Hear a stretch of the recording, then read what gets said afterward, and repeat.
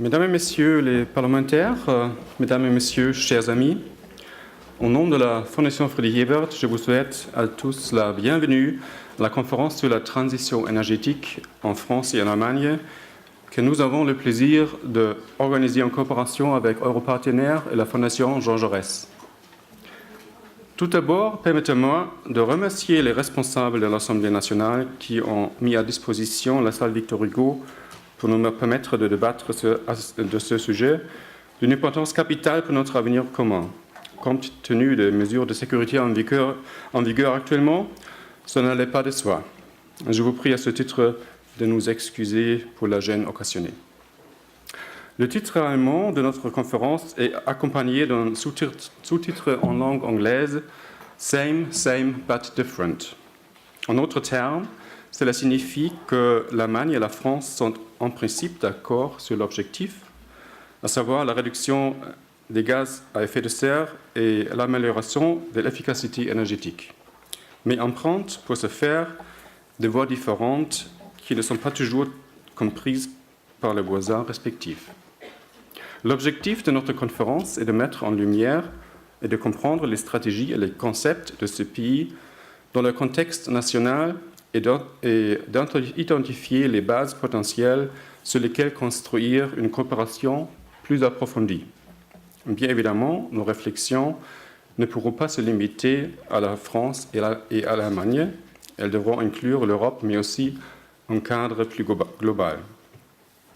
C'est, faut-il le rappeler, à l'occasion de la conférence climat de Paris à la fin de l'année, que la communauté internationale décidera de l'ambition qu'elle donnera à ses objectifs de réduction à gaz à effet de serre. C'est pour notre conférence une raison plus que suffisante pour ne pas écarter le niveau d'analyse mondiale de nos réflexions. À la fin de l'année 2014, l'Union européenne a fixé ses objectifs de lutte contre le changement climatique jusqu'à 2030. Les émissions de gaz à effet de serre doivent être réduites d'au moins 40%. Les points de désaccord concernaient surtout le niveau et le caractère contraignant du développement des énergies renouvelables et de l'amélioration de l'efficacité énergétique. Dans ce domaine, les Européens ne se sont pas accordés sur un objectif contraignant.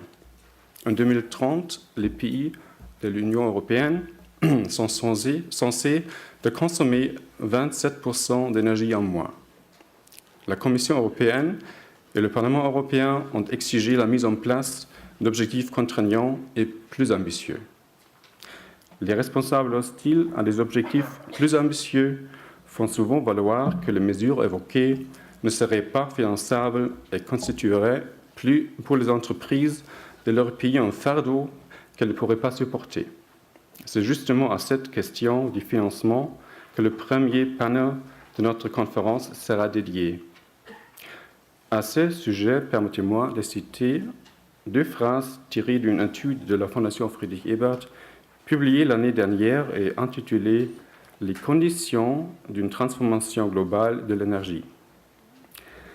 Les faits immuables ou les problèmes techniques qui ralentissent, voire même empêchent le développement des énergies renouvelables sont très rares. Ce sont, en premier lieu, les structures établies et les élites qui rendent les défis de la transformation énergétique problématiques et soutiennent le système établi et leur pouvoir par des discours conformes à leurs intérêts. L'avènement d'une transformation énergétique dépendra de la capacité de la société civile et du monde politique, scientifique et économique à former une large alliance pour développer une alternative convaincante et un discours positif en mesure de s'imposer face aux oppositions existantes. Fin de citation. La question de la responsabilité des différents niveaux de décision reste ouverte. C'est dans tous les cas un appel légitime à une remise en question des discours, des schémas de pensée habituels et à une recherche courageuse de nouveaux concepts à la hauteur du défi actuel. Le deuxième panel de notre conférence se consacrera à la question de l'impact de l'augmentation de l'efficacité énergétique sur notre mode de vie. À l'évidence, les progrès techniques ne suffiront pas à atteindre les objectifs de préservation des ressources et de diminution de consommation énergétique. Chaque citoyen devra apporter sa contribution en changeant son mode de vie. Cette perspective remet en cause les comportements et les modes de consommation auxquels les gens se sont attachés. Même les personnes ayant pris conscience de la nécessité du changement ont bien du mal à passer aux actes. Ainsi, la question du rôle des responsables politiques est d'autant plus importante que ce sont eux à qui il incombe de fixer le cadre législatif, leur permettant de prendre, au nom de l'intérêt général et de celui des générations futures, les décisions qui seront perçues de la population comme pertinentes, nécessaires, mesurées et, plus important encore, équitables. Ce ne sera pas simple et nécessitera beaucoup de pédagogie et une juste répartition de l'effort. C'est en effet le pain quotidien de la politique et c'est donc avant tout une question de volonté politique. Ces réflexions faites, je nous souhaite à tous un excellent débat, aussi riche et sincère que possible. Je laisse maintenant la parole à Andreas Rüdinger, chercheur à l'Institut du développement durable et des relations internationales et auteur pour le compte de la Fondation Friedrich Ebert d'une étude sur la transition énergétique en France. C'est à lui que revient la charge d'introduire le débat.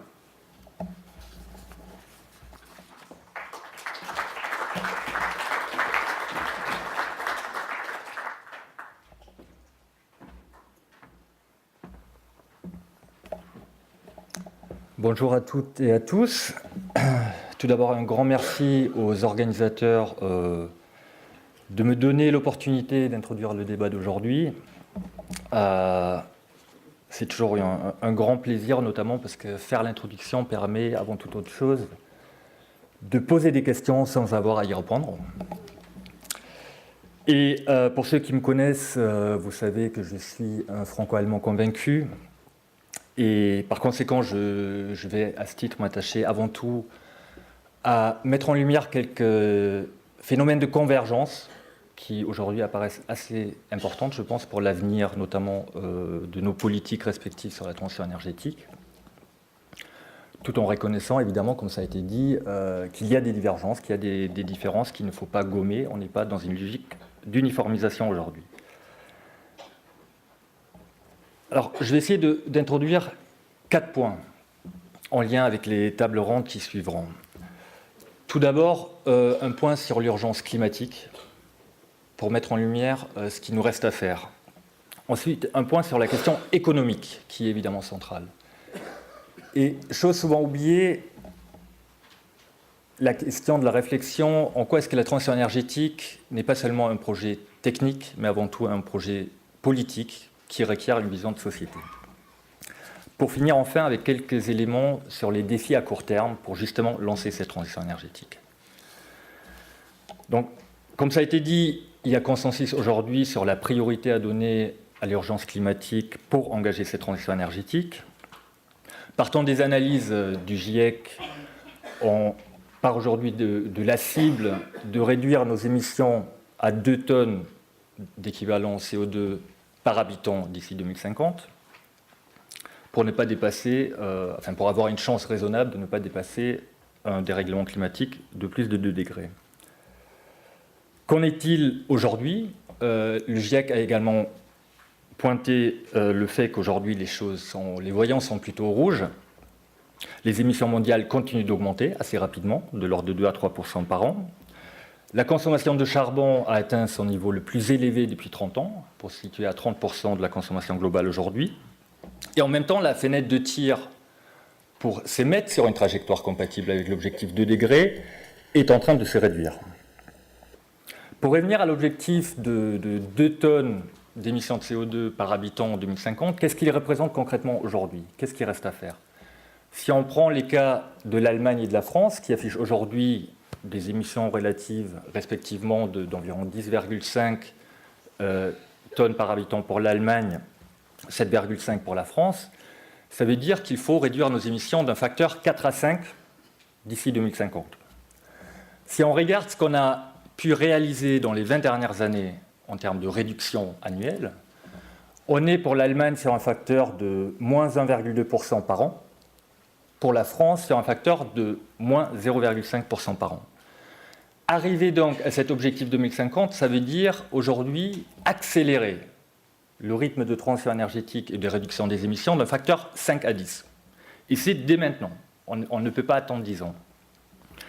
Qu'est-ce que ça veut dire? Ça veut dire qu'aujourd'hui, alors qu'on a parfois tendance à donner l'image d'une transition qui serait progressive, qui se fait en douceur, on est bien dans l'idée d'une rupture qui serait radicale, qui serait vraiment une redéfinition de notre modèle énergétique et de notre modèle de société. Donc, pour reprendre les mots d'un chercheur brésilien, la transition énergétique, la lutte contre le changement climatique, c'est un effort de guerre. Et pour reprendre l'élément qui a été annoncé sur la COP 2015, donc la conférence internationale sur le climat qui se tiendra à Paris en décembre, il faut bien voir quel rôle peut jouer l'Europe aujourd'hui. Parce qu'effectivement, d'un côté, on annonce souvent que le poids relatif de l'Europe en termes d'émissions est en train de baisser par rapport aux grands pays, aux grandes économies que sont la Chine, les États-Unis et l'Inde. En même temps, son influence diplomatique reste élevée. Qu'est-ce que ça veut dire? Ça veut dire, d'une part, qu'on a un devoir d'exemplarité qui est important aujourd'hui. Ça veut également dire qu'on a un devoir d'innovation.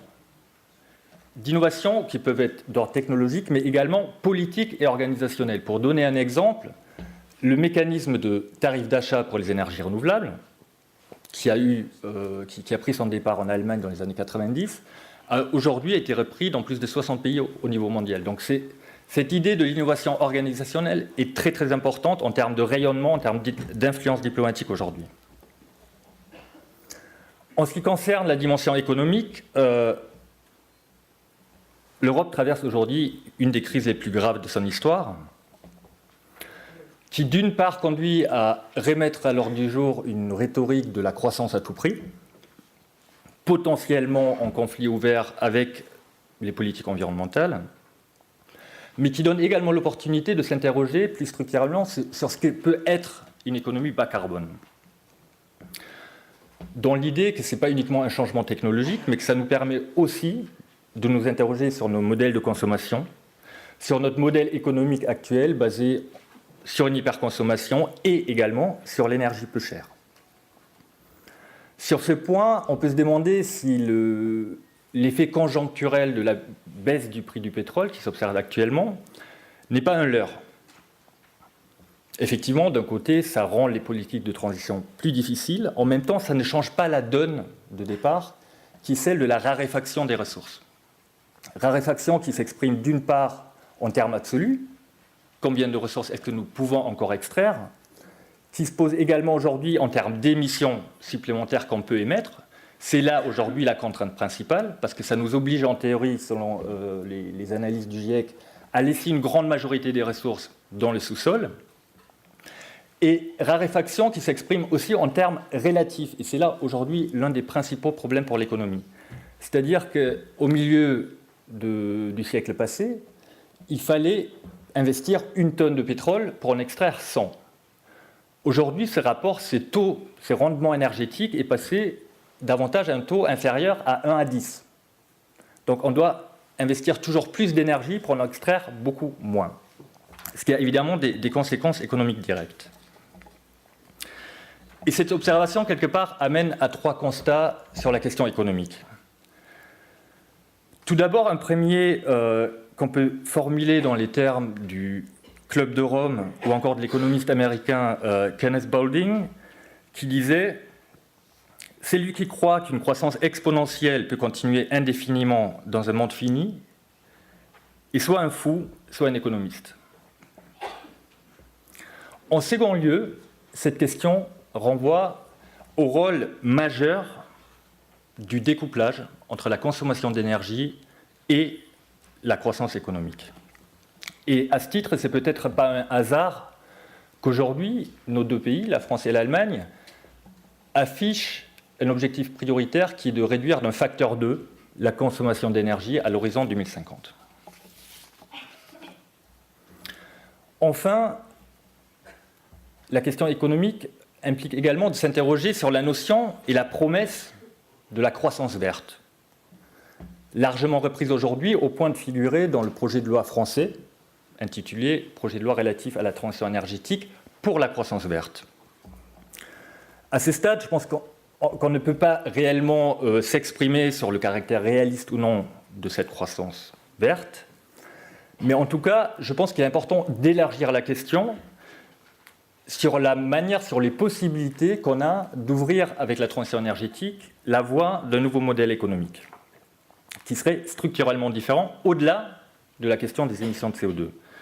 Qu'est-ce que ça veut dire concrètement? Ça veut dire évidemment une refocalisation sur les ressources renouvelables et locales en substitution aux importations d'énergie fossile, mais également la perspective d'une consommation de services plutôt que de biens à obsolescence rapide, sur des circuits courts plutôt que des échanges internationaux parfois irrationnels, voire même, on peut s'imaginer, sur un partage du temps de travail qui serait différent. Qu'est-ce que cela signifie à court terme? Tout d'abord, un élément important, notamment dans la comparaison franco-allemande, où on a parfois tendance à se focaliser de manière excessive sur la question très politique du nucléaire. Il ne faut pas négliger notre dépendance absolument structurelle aux énergies fossiles, qui représentent toujours aujourd'hui 70% de la consommation d'énergie finale en France, 79% de la consommation finale en Allemagne. Et là-dedans, le pétrole, évidemment, qui, avec 42 à 45%, reste de très loin notre première source énergétique. En termes économiques, ça veut dire qu'aujourd'hui, nos deux pays dépensent chaque année plus de 1 000 € par habitant pour les importations d'énergie fossile. Au total, près de 70 milliards d'euros pour la France, 93 milliards pour l'Allemagne. C'est donc bien cette fuite de capitaux qui n'a aucune valeur directe par la suite pour l'économie, au-delà de l'énergie, qu'il faut aujourd'hui arriver à réfléchir, à réintroduire dans des projets de la transition énergétique, d'efficacité énergétique, d'énergie renouvelable et de mobilité durable. Pour prendre la question à l'envers, quand on discute de la question des énergies renouvelables en Allemagne, on a souvent tendance à considérer uniquement le coût, 10 milliards, 20 milliards d'euros par an aujourd'hui qui sont dépensés, sans forcément voir quel est le bilan macroéconomique qu'on retrouve derrière, en termes d'emploi, en termes d'imports évités d'énergie fossile, qui aujourd'hui s'élève à plus de 10 milliards d'euros dans le cas allemand. Donc tout cela, quelque part, doit intégrer l'équation macroéconomique de la transition énergétique. Pour vous rappeler sur ce point les travaux qui avaient été engagés en France en 2013 à l'occasion du débat national sur la transition énergétique, il y avait un groupe de travail justement sur ces questions des coûts, des bénéfices et du financement de la transition énergétique. Et ces travaux arrivaient au résultat qu'en termes économiques, cette transition se tient. Qu'elle pourrait, d'ici 2030, compenser tous les investissements additionnels par la réduction de la facture extérieure, et que d'ici 2050, selon la trajectoire choisie, elle pourrait engendrer entre 300 et 1 000 milliards d'euros de bénéfices cumulés. Tout cela reste évidemment très dépendant des politiques publiques mises en œuvre, ça a été précisé tout à l'heure, et également des mécanismes de financement qu'on arrive à mettre derrière, j'y reviendrai. Et enfin, un aspect qui me semble très très important, c'est qu'on a souvent tendance à considérer la transition énergétique comme un projet de transformation technico-économique. Un projet qui dépend en premier lieu du signal-prix, du prix carbone, des innovations technologiques et des questions de compétitivité. Et si tous ces aspects jouent évidemment un rôle très très important, force est de constater que la transition doit avant tout épouser une vision de société beaucoup plus large et qui reprend quelque part, qui intègre la question des préférences, des valeurs que portent les gens et de ce qu'on a envie de porter ensemble comme projet. Et c'est bien dans cette vision que s'intégrait aussi, que s'inscrivait la synthèse du débat national sur la transition énergétique, avec un chapitre qui était intitulé « Une transition par tous et pour tous ». Et je pense que c'est bien cette vision politique qu'il faut arriver à faire émerger aujourd'hui.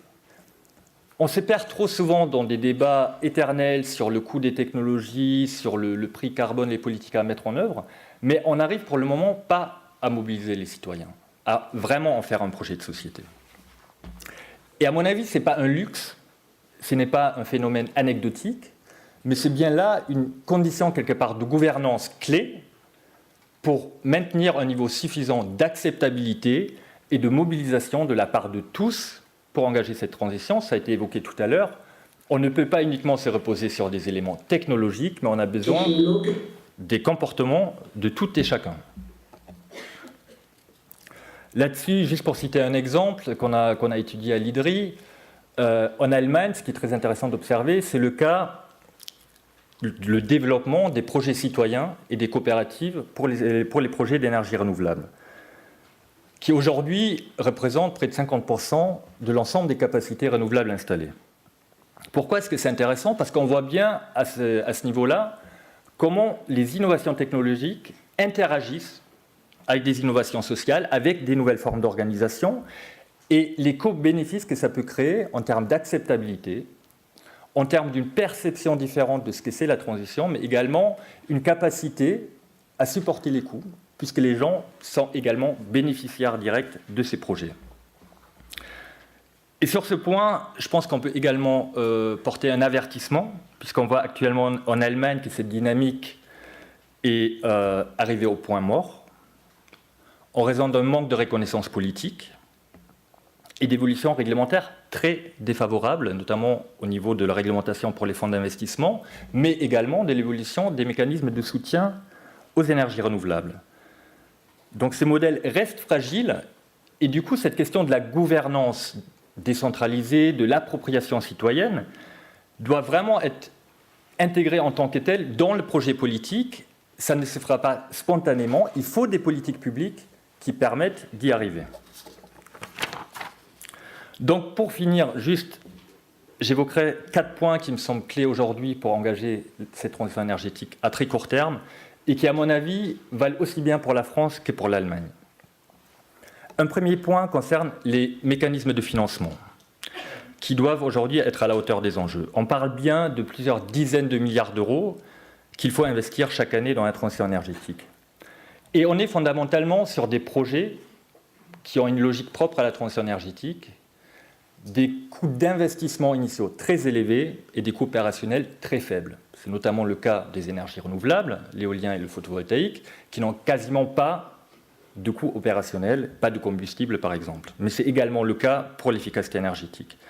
Qu'est-ce que ça veut dire? Ça veut dire que le coût du capital va être un déterminant clé de la rentabilité non seulement des projets à l'échelle microéconomique, mais également de la transition de manière générale. Et ça veut dire également que les politiques, quelque part, doivent faire face à un décalage temporel, puisque l'investissement interviendra dès aujourd'hui, au début, et que les bénéfices se matérialiseront à moyen et long terme. Et donc c'est bien le devoir aujourd'hui des politiques, mais également des outils de financement innovants tels que le tiers-financement, qui est de lisser ces décalages dans le temps, de ramener quelque part dans le présent une partie des bénéfices pour déclencher les investissements de la part des différents acteurs. Un deuxième enjeu concerne le chantier de l'efficacité énergétique. Je le disais, la France comme l'Allemagne se sont fixés des objectifs très ambitieux à l'horizon 2050, qui intègrent notamment la nécessité de rénover l'ensemble du parc de bâtiments pour le porter à un niveau basse consommation. En même temps, si on regarde les politiques européennes, on a aujourd'hui un manque de légitimité, une certaine faiblesse sur cet élément, sur cette question de l'efficacité énergétique, malgré un consensus apparent sur ses bénéfices potentiels. Pour reprendre les débats récents sur les objectifs européens pour 2030, il était à un moment question d'un objectif de moins 40% de consommation d'énergie. La Commission européenne avait publié une étude d'impact qui montrait par ailleurs que c'est fixer un tel objectif et l'atteindre pouvait réduire les importations de gaz de l'Europe entière de 40% à l'horizon 2030 et que cette politique pourrait également créer 800 000 emplois supplémentaires. Donc aujourd'hui, la question, quelque part, se pose de comment lancer ces vastes chantiers, comment lui redonner une vraie légitimité politique et comment construire un véritable marché pour la massification des rénovations thermiques très performantes. On fait des rénovations aujourd'hui, mais on ne fait pas forcément celles qu'il nous faudrait faire pour la transition énergétique.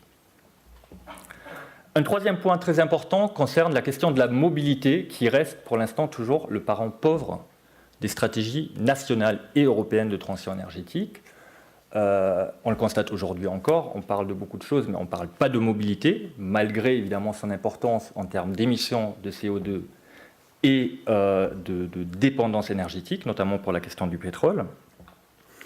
Et je pense qu'il est grand temps de faire émerger cette question au plan européen, de se doter d'une véritable stratégie de mobilité bas carbone, qui ne se restreindrait pas, comme aujourd'hui, à un simple objectif CO2 pour les véhicules neufs, mais qui intègre derrière un véritable volet industriel, comment développer le véhicule du futur, mais qui irait également plus loin dans l'idée d'intégrer les questions d'aménagement du territoire. Ce n'est pas uniquement une question de technologie, c'est une question de comment est-ce qu'on conçoit la vie du futur, quelle logique de proximité est-ce qu'on arrive à mettre en œuvre. Et je finirai par un dernier enjeu qui me paraît très très important, puisqu'on parle aujourd'hui beaucoup d'une communauté européenne de l'énergie qu'il faudrait construire, d'une union de l'énergie. Et sur ce point, je pense qu'aujourd'hui, ce qu'on observe, c'est quelque part une autonomisation des stratégies nationales et une perte de vitesse des politiques européennes et de manière générale, un manque de légitimité des politiques européennes. Et je pense que pour apporter une réponse à ce défi-là, le projet d'union de l'énergie devrait intégrer une véritable vision politique qui dépasse ou qui dépasserait le strict cadre utilitariste de la libéralisation des marchés et de la sécurité d'approvisionnement, pour fournir une vraie valeur ajoutée pour les transitions énergétiques nationales. À ce titre, on peut par exemple s'interroger sur l'absence totale de la question sociale dans les propositions sur l'union de l'énergie, puisque c'est bien la question sociale qui pourrait être porteuse d'une forme de légitimité pour l'initiative européenne. Et on peut par exemple citer à ce titre la question de la précarité énergétique, qui devrait, à mon avis, figurer en première ligne pour un véritable projet politique d'union de l'énergie. Une deuxième question concerne la libéralisation des marchés de l'énergie, une priorité de l'Europe aujourd'hui, face à laquelle, notamment dans le contexte français, on peut se poser la question à quel point est-ce que ce projet de communauté européenne ne devrait pas être une opportunité pour intégrer et réinventer la notion de service public de l'énergie, en évitant de les limiter à la seule question de la fourniture, mais en intégrant justement les aspects sociaux, mais également la question de l'efficacité énergétique. Et de la même manière, je pense qu'aujourd'hui, la question de l'intégration des marchés, notamment des marchés électriques, devrait davantage fonctionner non pas sur une logique uniquement de concurrence, de libéralisation, mais devrait être repensée fondamentalement pour devenir un véritable outil au service de la transition énergétique, notamment en intégrant la question de comment intégrer une part de plus en plus importante d'énergie renouvelable variable. Là-dessus, il n'y a pas que l'Allemagne, c'est l'Europe tout entière. Selon les analyses de la Commission, l'Europe va atteindre d'ici 2030 une part d'énergie renouvelable dans le mix électrique de l'ordre de 45 à 67%. Voilà donc les quelques éléments que je voulais vous exposer en guise d'introduction. Et je finirai par une dernière observation d'ordre un peu plus général. C'est relativement facile, quand on pense à la question de la transition énergétique, de définir le point d'arrivée, mais la véritable question, c'est justement comment gérer la phase de transition. Je disais, aujourd'hui, ce n'est pas une transition qui se fait de manière progressive, on est bien sur l'idée d'une rupture radicale. Il faut le dire, c'est une rupture qui produira des gagnants, des perdants. Il faut en tenir compte, et c'est bien là toute la question politique qu'il faut arriver à résoudre aujourd'hui. Merci beaucoup.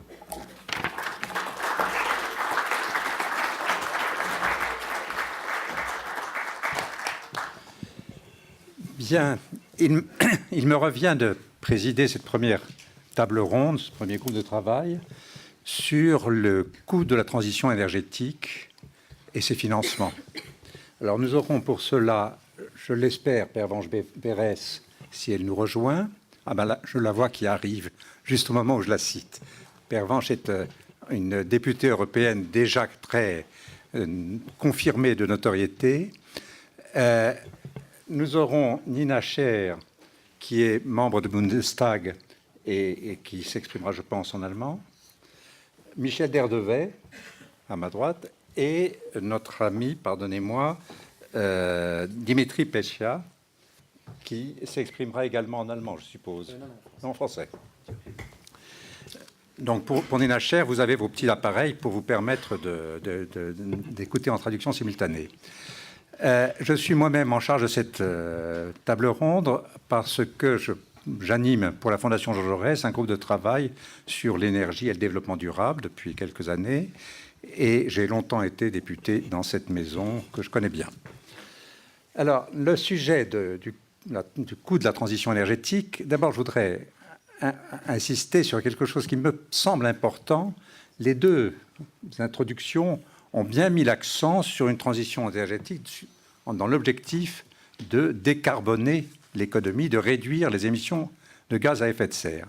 Ça me paraît important parce qu'il me semble que dans les opinions publiques, il y a un flou sur ce qu'est précisément la transition énergétique. Nos amis allemands l'ont décidé à la suite de l'accident de Fukushima et avec la décision d'arrêter tout nucléaire en Allemagne. Et l'énergie 22 est venue sur ces entrefaites. En France, le grand débat sur l'énergie a beaucoup parlé de sortie du nucléaire. Et un peu secondairement, dans l'opinion publique, sur les problématiques de décarbonation. Or, il nous paraît, avec la perspective de la COP21, que c'est vraiment l'objectif de réduction des émissions de gaz à effet de serre et de décarbonation qui est la vraie signification de la transition énergétique. Et ça me paraît important de bien situer les débats de cette manière-là pour maintenant envisager les coûts, les financements et les modalités de la transition énergétique. C'était la première chose que je voulais dire en introduction. Je voudrais interpeller a priori les différents intervenants. D'abord, Pervenche, député européen, s'exprimera, je pense, en tant que députée européenne, c'est-à-dire sur les questions de problématiques européennes et la question les deux questions que j'ai à l'esprit sont celles du marché du carbone, de l'ETS. Est-ce que cet ETS est réformable pour donner des prix indicatifs de carbone qui soient véritablement indicatifs d'un changement de comportement économique et qui puissent inciter les opérateurs économiques à véritablement économiser le carbone. Nous avons à la Fondation Jean Jaurès publié une note sur le sujet qui est à votre disposition et qui dit que ce marché est réformable et doit devenir opérable à condition qu'une volonté politique s'exprime au niveau européen pour en augmenter les prix indicatifs. Ça, c'est un premier sujet sur lequel j'aimerais entendre Pervenche, et de savoir si ce marché d'ETS pourrait contribuer à financer les transitions énergétiques, les modalités de transition énergétique. Et un deuxième sujet sur lequel j'aimerais bien l'entendre, c'est le marché de l'énergie qui a été voulu par la Commission européenne comme étant un marché concurrentiel. Est-il véritablement opératoire pour guider une transition qui se joue dans la durée, dans le long terme? Un marché, par définition, c'est du court terme, c'est de l'offre et de la demande à court terme. Nous sommes là sur des problématiques de transformation structurelle de plus long terme. À nos amis allemands, et en particulier Nina Scher, qui est représentative comme députée de la population allemande, moi, ce qui m'interpelle, c'est est-ce que l'énergie 22 va-t-il durablement être assumé par ceux qui en payent le coût, c'est-à-dire les consommateurs, en particulier domestiques, qui subissent des prix de l'énergie particulièrement élevés pour permettre de ne pas faire subir à l'industrie allemande des coûts trop lourds. Est-ce que cela est quelque chose de durable? Et est-ce qu'à son avis, le modèle d'énergie 22 allemand est-il transposable dans d'autres pays ou n'est-il pas assez spécifique à l'Allemagne? Et enfin, est-ce que cette énergie 22 va véritablement permettre une réduction des émissions de gaz à effet de serre, ce dont je me permets de douter un petit peu. Je voudrais, ces mêmes questions se poseront également à notre ami Pécia, s'il pouvait y faire écho, je lui en serais reconnaissant. Et enfin, à Michel Derdevet, j'aimerais l'entendre sur le rôle des réseaux européens et les possibilités de coopération qui permettraient, par le multilatéralisme, par les échanges, mieux faciliter la transition vers des économies plus bas carbone qu'actuellement. Voilà les différents thèmes que j'aimerais bien traiter, entendre traiter. Si Pervenche y est prête, je lui donnerai la parole en premier. Donc Pervenche est députée européenne, a été présidente de commission au Parlement européen et est actuellement responsable du groupe des membres européens de socialistes français. Pervenche, te cède la parole. Merci, Président, de ces questions qui ne correspondent pas au titre qu'on nous avait proposé pour la table ronde. Donc je vais essayer d'être prête à répondre à l'ensemble pour couvrir à la fois la question de quel choix politique et financier du côté français et allemand et de répondre aux questions qui sont posées. Je ne sais pas si la Fondation Jean Jaurès, dont je suis membre du conseil d'administration, avait anticipé le moment où nous tiendrions ce colloque, mais évidemment, alors que le président Hollande et la chancelière Merkel étaient jusqu'à tard dans la nuit penchés sur la question ukrainienne, je crois qu'il y a une opportunité, une actualité absolue qui éclaire peut-être d'un jour un peu différent et qui conduit à envisager ce débat, qui est un débat à la fois technique, économique et très politique, sous ce focal quand même d'ensemble. Et si j'osais la comparaison, enfin la présentation, c'était qu'on est à la fois dans une double seringue, à la fois cette seringue ukrainienne et le compte à rebours de la conférence de Paris, hein, et que c'est dans cette double seringue que peut-être cette approche franco-allemande devrait être fructueuse, et en tout cas c'est dans celle-ci que je nous sens très interpellés. Tout ça dans une approche qui a longtemps été quand même très différente. Il se trouve qu'avec beaucoup des acteurs qui sont dans la salle, c'est un thème finalement sur lequel nous travaillons depuis de nombreuses années et qui pour moi est marqué par des terrains de départ très différents et qui structurent les conditions de la coopération. Et je pense que c'est quand même important de toujours garder en tête ces points de départ, parce que sinon il y a des aiguillonnages qui se font pas bien et on se comprend pas, ou on ne comprend pas pourquoi est-ce que les choses ne s'emboîtent pas comme on voudrait qu'elles s'emboîtent au nom simplement d'une volonté politique.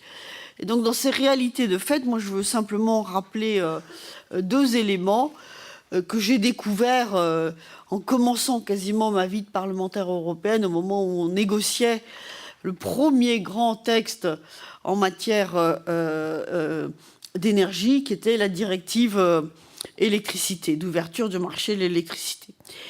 Et là, les deux blocs structurants, quand on compare la situation française et la situation allemande, c'est quand même d'abord quelles sont les unités de production et quelles sont les productions.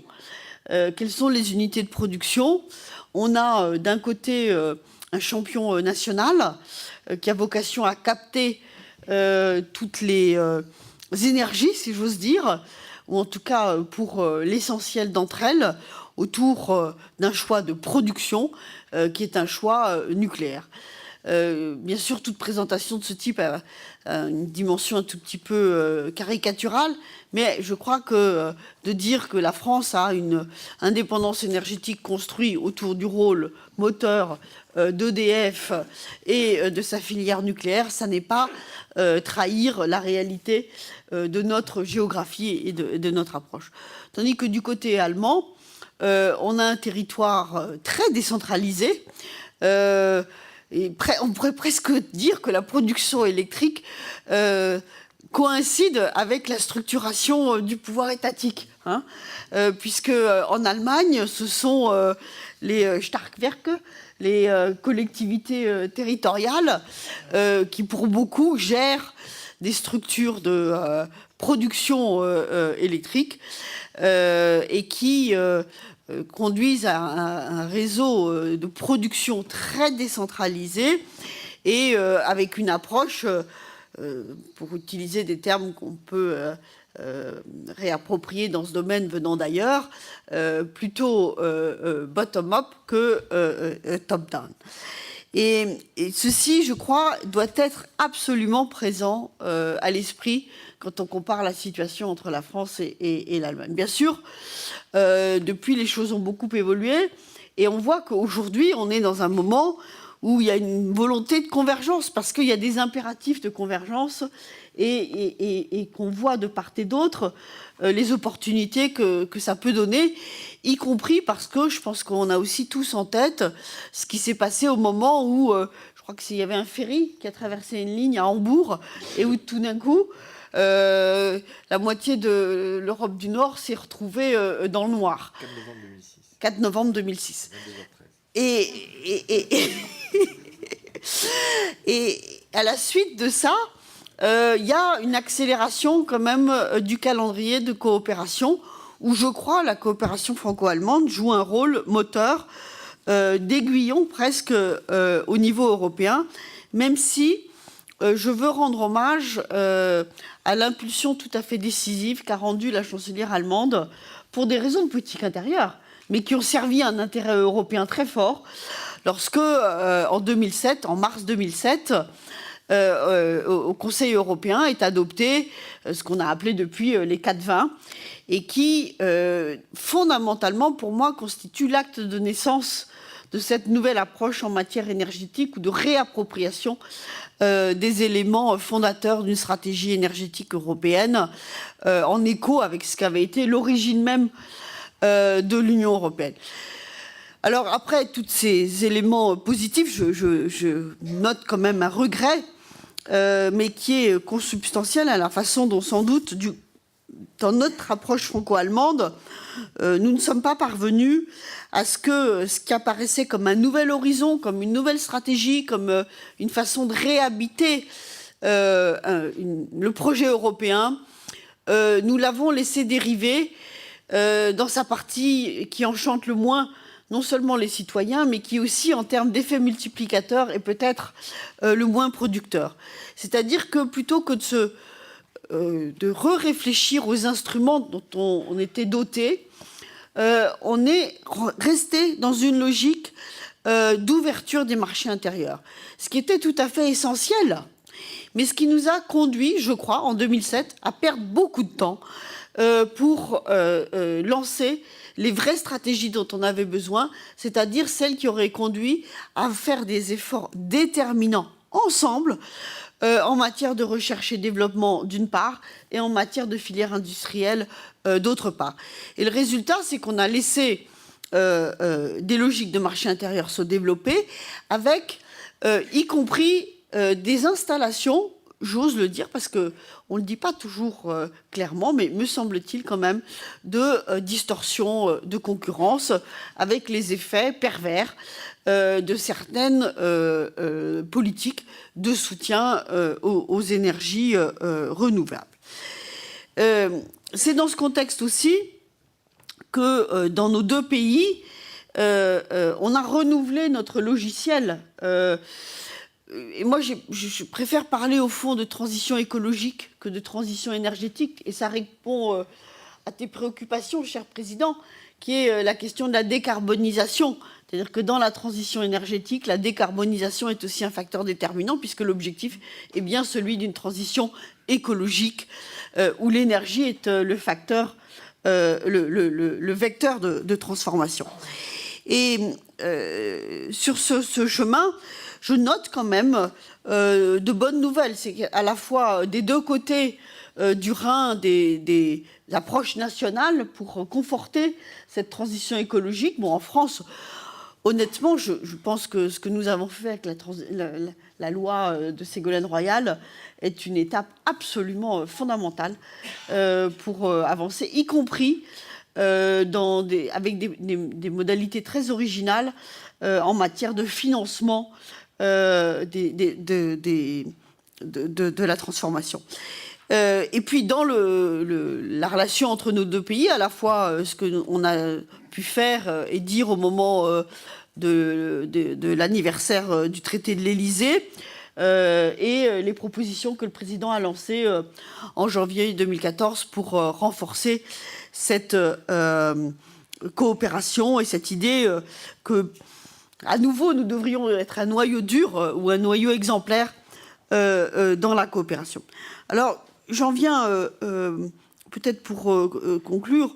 D'abord, quand même, j'ai mentionné les difficultés liées à une approche qui, parfois, me semble-t-il, avait été trop liée à une logique de marché intérieur, à des éléments qui représentent des obstacles sur la voie de cette coopération et que, me semble-t-il, nous devons dépasser parce que ça fait aussi partie des freins qui expliquent qu'aujourd'hui, on n'en soit pas plus loin, alors que je note un peu partout dans l'opinion un très grand consensus sur l'idée que cette transition écologique, c'est bien plus qu'un intérêt des industriels de part et d'autre du Rhin, que c'est au fond une responsabilité continentale de ce que nous avons été inventeurs du modèle carboné et qu'il nous revient non seulement pour le monde et pour nous-mêmes d'inventer le modèle décarboné, mais que aussi ça peut être le vecteur d'un renouveau du modèle économique, à la fois créateur d'emplois, mobilisateur d'investissements et inventeur d'un nouveau modèle. Mais sur cette voie, je sais les obstacles et j'entends des discussions que j'ai pu avoir avec tel ou tel responsable, y compris de grandes entreprises en France, sur le thème. Mais qu'est-ce que vous allez vouloir mettre en place une approche européenne ou une politique publique dans ces domaines quand il s'agit d'aller négocier nos conditions d'approvisionnement avec l'Ukraine ou avec l'Algérie ou avec la Russie? Nous, les grandes entreprises, nous savons très bien faire. Nous savons très bien faire comme d'habitude jusqu'au jour où ça ne va plus. Et c'est la raison pour laquelle je crois qu'il faut que les responsables politiques osent dire haut et fort quel est le cadre dans lequel tout ça peut se développer. De la même manière, j'ai le souvenir d'obstacles que j'ai entendus, que j'ai observés, que j'ai eu à vivre lorsqu'il s'est agi, par exemple, pour développer des capacités de stockage européennes. C'est un Français regretté, François Lamoureux, qui, au nom de la Commission européenne, avait porté une proposition en ce sens, qui s'est heurtée devant ce que l'on doit bien appeler les égoïsmes nationaux, alors même que l'un des sujets majeurs que nous avons à traiter aujourd'hui, c'est celui des interconnexions et donc de la capacité de stockage de part et d'autre des frontières pour pouvoir venir délester ces besoins s'ils se présentent. Je conclus en répondant aux questions du président, parce que sinon il ne me redonnera pas la parole. Sur l'affaire du marché du carbone, je parle à côté d'un expert, donc je ne vais pas déflorer tout le sujet. Je veux simplement insister sur 2 points. Le premier, c'est quand même qu'au Parlement européen, nous avons voté cette réserve pour pouvoir faire revivre ce marché du carbone, et je note qu'il y a des obstacles sur le chemin et que depuis nous demandons débat après débat encore cette semaine, mais que manifestement il y a du côté du Conseil des obstacles à le mettre en place. Or, il y a une urgence absolue à le faire. Et la deuxième chose à propos de cette question du marché du carbone, c'est la passerelle avec le plan d'investissement de Jean-Claude Juncker. C'est absolument essentiel. Le plan Jean-Claude Juncker, très intelligemment, pointe, très intelligemment, pas dans les conditions de financement, mais dans les objectifs sectoriels, pointe comme premier champ d'intervention pour l'investissement la question de la transition écologique, à juste titre, pour toutes les raisons que je viens de mentionner. Et en complément de cette transition écologique, mentionne en passant un chantier sur le marché intérieur. Mais à aucun moment ne mentionne la question du prix du carbone. Et moi, je nous invite tous, sans relâche, à dire que tout ça ne tient pas la route. S'il n'y a pas de quel est le sens d'une demande de stratégie d'investissement long terme au service de la transition écologique si le premier indicateur, le premier éclaireur, le premier indice pour cette orientation qui serait le prix du carbone n'est pas traité? Je ne sais pas quelles sont les arrière-pensées derrière, mais juste je livre ça à votre réflexion, ça me semble absolument indispensable. La deuxième question du président sur la question du marché intérieur, je crois y avoir un petit peu répondu. Il me semble que nous ne parviendrons pas à nos objectifs si nous en restons à une stricte logique du marché intérieur. Et il y a quelques urgences dans la double seringue que j'ai identifiée au début de mon propos, me semble-t-il, qui doivent nous conduire à, bien sûr, faire vivre le marché intérieur pour que les interconnexions soient efficaces, pour que la sécurité d'approvisionnement des uns et des autres puisse fonctionner, mais pour que aussi on se donne les moyens de remplir nos objectifs, qui fort heureusement sont des objectifs partagés entre la France et l'Allemagne, même si nous partons de points de départ si différents.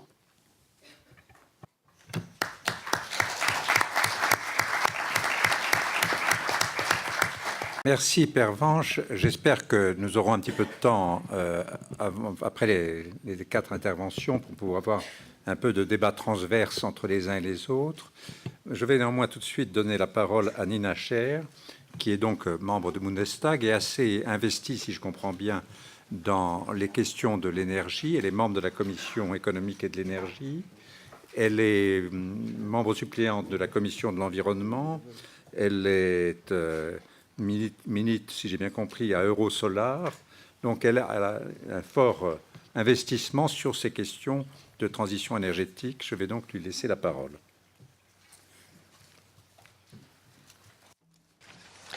Vielen Dank für die Einladung, hier mit Ihnen diskutieren zu können.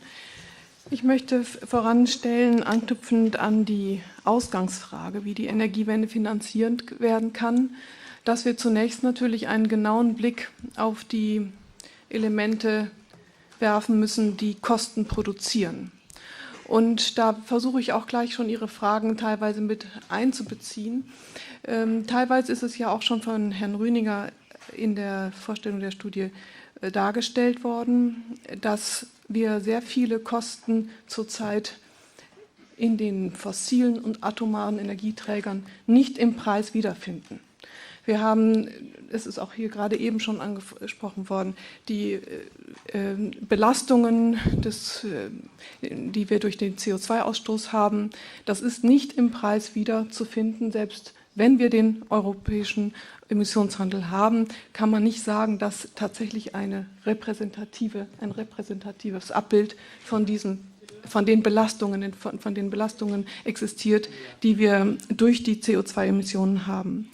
Ich möchte aber auch noch auf andere Aspekte eingehen, weil ich es für gefährlich halte, wenn wir die Energiewende reduzieren auf den Klimawandel.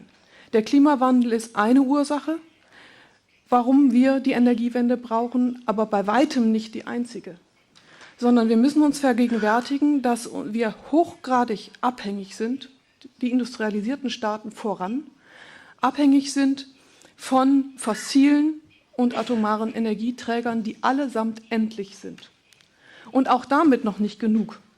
Es ist auch darüber hinaus noch so, dass wir vielerlei Probleme haben, andere Folgewirkungen, die insbesondere mit Atomenergie zu tun haben, zu beherrschen. Damit ist nicht nur, und das wäre auch schon ein Grund für sich genommen genug, damit ist nicht nur die akute Gefahr im Betrieb von Atomkraftwerken zu sehen, da bleibt immer ein Restrisiko, sondern es ist eben auch zu sehen, selbst wenn das noch so sicher beherrscht wird, es ist auch ein Endlagerproblem, was wir haben. Und es gibt weltweit zurzeit noch keine Lösung, wie wir mit dem atomaren Müll umgehen. Und das wird ein Generationen über Generationen noch beschäftigendes Phänomen bleiben, wie wir mit diesem Rest umgehen, mit diesem Restmüll, mit diesem Atommüll, mit dem Strahlenden umgehen. Und darin stecken auch Kosten. Und wir haben bis heute weltweit noch keine Antwort darauf, wie das finanziert werden soll, wie das beherrscht werden soll. Und Unbeherrschbarkeit kann man immer auch ökonomisieren. Insofern, diese Betrachtung sagt schon ganz klar, dass wir einen Umstieg auf erneuerbare Energien brauchen, einen kompletten Umstieg. Die Zeitachse ist dann Frage der politischen Gestaltung, aber das grundsätzliche Ob, ist, denke ich, vor dem Hintergrund der genannten Kriterien, die sich allesamt, wie gesagt, auch ökonomisch umrechnen lassen, unausweichlich. Der Umstieg auf erneuerbare Energien, denke ich, den müssen wir schon aus Generationengerechtigkeitsgründen für den richtigen und einzig gangbaren Weg erachten. Und dann kommt man unweigerlich natürlich zu der Frage, wie finanziert man es? Bei der Finanzierung kommt in der Debatte um möglichst gering zu haltende Kosten, das ist natürlich klar, dass man die möglichst gering halten muss, leider immer wieder mit ins Spiel, dass sie möglicherweise nicht finanzierbar sei. Dann dreht man sich natürlich schnell im Kreis, weil wenn man einmal gesagt hat, man muss den Umstieg machen, auch aus Kostengründen, dann ist es letztendlich ja nur eine Frage des Wies. Wie ist sie finanzierbar, die Energiewende? An der Stelle wird eben teilweise auch nicht richtig gerechnet. Wenn wir am Beispiel von Deutschland eine Betrachtung auf die Kostendiskussion, ich hoffe, das ist gut übersetzbar, Kostendiskussion, eine Diskussion um die Kosten der Energiewende betrachten, dann kann man feststellen, dass immer davon ausgegangen wurde, dass es eine Garantie für den jetzigen Strompreis offenbar gibt. Aber es gibt diese Garantie nicht. Es wird immer berechnet, ja, wir haben bei den und den Maßnahmen, etwa wenn der Emissionshandel verschärft wird oder wenn wir den Ausbau der erneuerbaren Energien über das Einspeisesystem, das Erneuerbare Energiengesetz weiter betreiben, dann haben wir transparent zu sehen auf der Stromrechnung eine Umlage zu zahlen in Deutschland und dann kann jeder sehen, dass das Mehrkosten sind. Aber es steht nicht auf der Stromrechnung, was wir für Entlastungsfaktoren haben, wie viel Entlastung in dem Ausbau erneuerbarer Energien liegt. Und es gibt viele Studien, die heute uns ganz klar das Ergebnis aufzeigen, dass die Entlastung größer ist und darüber hinaus, wenn wir diesen Weg in den letzten Jahren nicht gegangen wären, von immerhin heute schon 25% Anteil erneuerbarer Energien im Stromsektor, ich spreche von dem deutschen Energiemix, wenn wir diesen Weg nicht gegangen wären, dann wäre der Strompreis heute höher. Also wir hätten tatsächlich eine Steigerung im Absoluten, aber eben auch noch zusätzlich über die dann nicht gewonnenen Entlastungseffekte. Und wenn man das beides zugrunde legt, denke ich mal, kommt man der Sache schon einen entscheidenden Schritt näher. Und wenn es dann darum geht, die konkreten Ausgestaltungen zu wählen, da würde ich gerne eine Prämisse voranstellen, und zwar die, dass man natürlich die möglichst risikoärmsten Finanzierungsinstrumente wählt. Also die Finanzierungsinstrumente, die möglichst wenig Risiken bieten. Weil Risiken natürlich dann immer auch eingepreist werden. Und sei es deswegen, weil Banken keine Kredite geben oder weil eben hinterher unerwartete Entwicklungen eintreten, die dann Verwerfungen bedeuten, Pleiten, Insolvenzen bedeuten. Und das alles zusammengenommen kann dann auch finanziell eine Belastung werden. Und insofern ist es wichtig, denke ich, dass man zwei Dinge dabei nochmal sich vor Augen hält. Bei der Finanzierung der Energiewende, und damit möchte ich in erster Linie den Ausbau der erneuerbaren Energien ansprechen. Es kommt aber dann natürlich noch der Bereich der Energieeffizienz, darauf möchte ich gleich noch eingehen. wenn es darum geht, diese Finanzierungsrisiken sich anzuschauen, muss man, das klang vorher bei Herrn Rüdiger schon an, sehen, dass bei den erneuerbaren Energien wir am Anfang relativ hohe Belastungen haben. Die Kapitalkostenseite ist das. Die ist aber auch schon viel weniger geworden in den letzten Jahren, weil wir enorm viel Markteinführung hatten. Da sind die Herstellungskosten stark gesunken. Und dann haben wir aber sehr wenig, das haben Sie gesagt, Betriebskosten. Also es ist bei der Wartung sehr wenig zu leisten. Und wir haben ja auch keine Energieressourcen, die wir bezahlen müssen. Deutschland und Frankreich haben jeweils ca. 1.000 € pro Kopf, pro Person und pro Jahr zurzeit an Belastungen, an Ausgaben nur für Importenergie, nur für die Ressourcen. Dadurch ist noch keine brauchbare Energie gewonnen. Das ist nur die Ressource, fossile Ressource, die wir bezahlt haben. Und das alles fällt ja im Zeitalter der erneuerbaren Energien weg. Wind und Sonne schicken uns keine Rechnung. Insofern muss man bedenken, dass wir, wenn man einmal diese Kapitalkostenseite überwunden hat, also die Installation einer erneuerbaren Energienanlage, sehr günstig ist.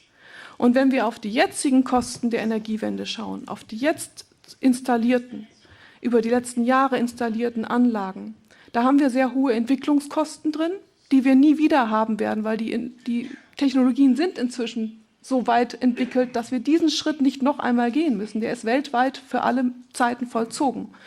Und wir müssen, wenn man diesen Schritt gegangen ist, schauen, dass dann die Kosten auch bleibend gering bleiben werden. Also sie werden in der Zukunft geringer ausfallen, als wir es in den ersten Jahren der Energiewende hatten. Was bedeutet das aber für den Markt? Und da möchte ich eben auch eine Querverbindung zu der europäischen Ebene auch herstellen, weil wir ja auch bestrebt sind, im Rahmen der Energieunion und im Rahmen eines vereinten Europas gemeinsame Regelungen zu haben. Da muss man eben auch schauen, welche Signale setzt man, welche Rahmenbedingungen setzt man. Und wenn das zu stark in dem jetzigen Energiemarkt oder dem jetzigen Energiemix, den wir haben, der immer noch sehr stark geprägt ist von fossilen und atomaren Energieträgern, wenn wir da sagen, der Markt muss das Signal setzen für die erneuerbaren Energien und wir haben sehr starke Überkapazitäten, dann ist genau die Technologie, die hohe Kapitalkosten, also hohe Anfangskosten hat, benachteiligt. Insofern denke ich, ist es das falsche Signal, auf Instrumente zu setzen, die zu stark den Markt agieren lassen, sondern das Ja zu der Energiewende muss heißen, dass die Politik das dann auch steuert und Einführungsmechanismen findet, damit die erneuerbaren Energien in den Markt hineinkommen. Und dann noch der letzte Punkt, da möchte ich an dieser Stelle erstmal schließen, ist dann noch der Bereich, dass wir ein Steuerungssignal setzen müssen. Es ist natürlich klar, dass die erneuerbaren Energien anders als die herkömmlichen Energien fluktuierende Energien sind. Wind und Sonne stehen nicht immer zur Verfügung. Insofern sind sie, wir sagen in Deutschland, dargebotsabhängig. Immer dann, wenn Wind und Sonne scheint, gibt es die Energie. Also kann man auch nicht unbedingt auf einen Markt setzen, der von der Verbraucherseite her gesteuert ist, denn darauf reagiert die erneuerbare Energienanlage nicht. Also auch da brauchen wir ein Regulativ, was die erneuerbaren Energien dort abholt, wie sie entstehen. Das ist aber ineinander zu bringen, zumal es Synergieeffekte gibt. Und das ist der letzte Punkt, der auch überleitet zu dem Bereich der Wärmeenergie und dem Verkehrssektor. Wenn man sieht, dass wir diese fluktuierenden erneuerbaren Energien haben, dann bieten sie hervorragende Potenziale, um im Bereich der Wärmeenergie und dem Verkehrssektor genau das zu bieten. Also sie bieten genau das, was man braucht, um einen Ausgleich zu bringen, um insgesamt immer Versorgungssicherheit zu haben. Sprich, es ist eine Flexibilitätsmöglichkeit, die durch die erneuerbaren Energien geschaffen wird. Und das ist jetzt etwas sehr verkürzt, aber mir rennt auch die Zeit weg. Ich muss aufpassen, dass die Uhr uns nicht den Strich durch die Rechnung macht. Verkürzt gesagt ist eben diese Flexibilität der erneuerbaren Energien die Chance, auch die Bereiche zusammenzudenken. Strom, Wärme und Verkehrssektor. Es ist also nicht eine Last, wie es oft dargestellt wird, dass wir ein Problem haben. Es weht nicht immer Wind und nicht immer Sonne ist da, sondern es ist eine Chance, weil man diese Bereiche miteinander verzahnen kann und damit eine weitere Kosteneffektivität auch mit hineinbringt. Und dann möchte ich, wenn es mir gestattet ist, noch einen letzten Punkt zu der Frage des Effizienzbereichs nennen. Weil ja gesagt wurde, es ist ein großer Bereich. Wir sprechen in Deutschland immer davon, das ist ein schlafender Riese. Das ist ein sehr schönes Bild, aber leider hat bisher noch keiner geschafft, den schlafenden Riesen so ganz zu wecken. Aber es ist trotzdem so, dass wir schon... Jetzt ist ausgestellt. Non, Madame peut poursuivre, ça fonctionne. Es ist aber so, dass wir Actuellement, in Deutschland... en Allemagne, Jetzt höre ich Französisch. Es ist so, dass wir in Deutschland schon beobachten können, dass gestiegene Strompreise die Industrie veranlasst haben, sehr viel mehr in Energieeffizienz zu investieren. Und wenn man eben schaut, dass eine Belastung da ist bei steigenden Strompreisen, gibt es jetzt auch Analysen, die nachweisen, dass unterm Strich, also in der Summe, die Belastung gar nicht so sehr spürbar ist. Das ist eine Betrachtung, die lässt sich mit einer Energie in einer Stückkostenbetrachtung darstellen, dass eben nicht mehr geguckt wird, wie sind nur die Energiekosten, sondern wie viel Kosten müssen aufgewendet werden, um etwas zu produzieren. Und wenn man dann diesen einzelnen Produktionsschritt sich anschaut, dann merkt man, da ist so viel Effizienzgewinn schon drin, dass die Belastung des Unternehmens gar nicht mehr so hoch ist. Es gibt eine Analyse, die zeigt, dass Deutschland da gleich auf ist mit den USA und dass man da, obwohl die geringere Energiekosten haben, aber diese Energiestückkostenbetrachtung zeigt, dass höhere Energiekosten auch einen Innovationsfortschritt bringen. Das möchte ich nur noch für diesen Bereich gesagt haben, weil das, denke ich mal, auch zeigt, dass ein Handlungsdruck, den wir von verschiedenen Seiten bekommen, auch den Klimawandel, aber die ganzen von mir auch am Anfang noch genannten Punkte, dass dieser Handlungsdruck enorme Innovationspotenziale auslösen vor Ort. Es wurde genannt, die Bürgerinnen und Bürger sind daran beteiligt. Das ist auch eine Akzeptanzfrage, die damit mitbeantwortet wird. Und ich denke, da sind wir auf einem guten Weg darin, eine Chance zu betrachten und es nicht als Belastung anzusehen. Vielen Dank.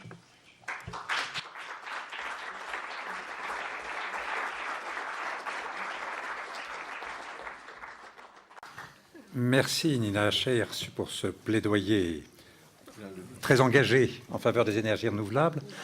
Néanmoins, je me fais l'écho à haute voix d'un certain scepticisme du côté français à l'égard des résultats de cet Énergie 22 allemand en termes d'émissions globales d'effet de serre, où, sauf erreur de ma part, les émissions des gaz à effet de serre ont augmenté augmentent en Allemagne. Vous achetez beaucoup de charbon américain pour faire tourner vos centrales en base ou pour compenser l'intermittence des énergies renouvelables. Que pensez-vous de ces résultats qui ne sont pas probants à l'heure actuelle? Et que pouvez-vous nous dire pour nous convaincre davantage?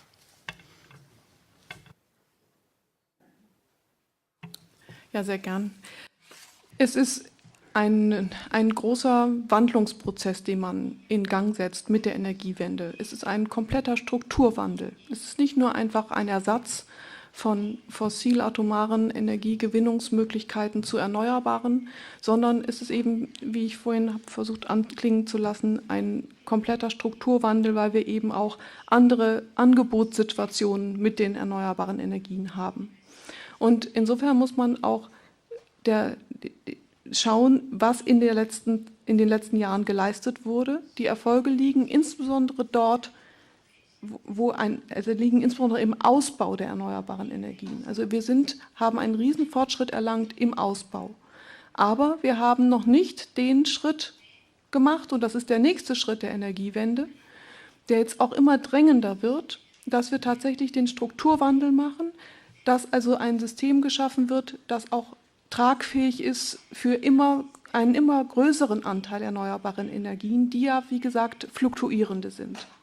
Und auf dem Weg dahin ist es passiert, dass wir kein Regulativ bisher geschaffen haben, das Überkapazitäten entgegenwirkt. Da haben wir eine Art Marktversagen, weil das ist bisher nicht mit konzipiert, sondern wir haben es erfolgreich geschafft auszubauen, aber der Umgang mit den Überkapazitäten funktioniert noch nicht. Und an dieser Stelle gibt es eben auch punktuell Situationen, in denen Bedarfe entstehen, und die Effekte, von denen Sie gesprochen haben, sodass man partiell auch mal etwas zugekauft hat, was an sich nicht nötig wäre, wenn man es schon besser gesteuert hätte, wenn man mit den vorhandenen Kapazitäten besser umgegangen wäre, wenn wir mehr Lastmanagement machen würden, wenn wir ein Modell hätten, was tatsächlich die Energie, die wir haben, immer am besten in der günstigsten Zeit zur Verfügung stellt und nutzt. Und genau mit diesem Strukturwandel wird es auch ein Automatismus sein, dass die CO2-Emissionen sinken. Es ist einfach erwiesenermaßen so, dass die erneuerbaren Energien so gut wie keine Emissionen haben. Also mit dem Umstieg auf die Erneuerbaren wird das der Effekt sein, dass natürlich auch der CO2-Ausstoß sinkt. Das von Ihnen beschriebene Phänomen ist ein Übergangsphänomen. Bien, je ne vais pas insister davantage et demander à Michel Derdevet de s'exprimer. Michel est un professionnel puisqu'il travaille comme secrétaire général de ERDF, qui est la filiale réseau de distribution du groupe EDF. Il est aussi militant à la Fondation Jaurès, je pense qu'on peut le dire.